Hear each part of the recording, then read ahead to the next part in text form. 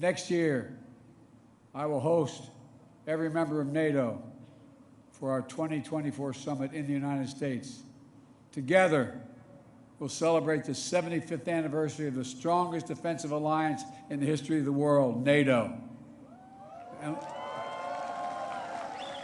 And let there be no doubt, the commitment of the United States to our NATO alliance and Article 5 is rock solid. And every member of NATO knows it, and Russia knows it as well. An attack against one is an attack against all. It's a sacred oath. Sacred oath to defend every inch of NATO territory. Over the past year, the United States has come together with our allies and partners in an extraordinary coalition to stand against Russian aggression. But the work in front of us is not just what we're against, it's about what we're for. What kind of world do we want to build?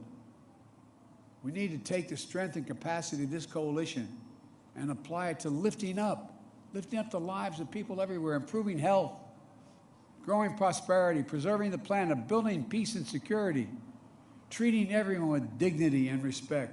That's our responsibility. The democracies of the world have to deliver it for our people.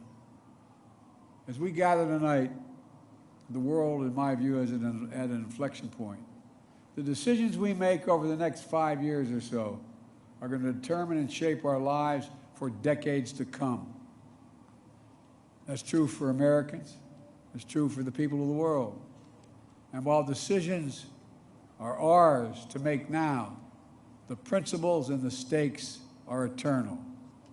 The choice between chaos and stability, between building and destroying, between hope and fear, between democracy that lifts up the human spirit and the brutal hand of the dictator who crushes it, between nothing less than limitation and possibilities. The kind of possibilities that come when people who live not in captivity but in freedom. Freedom.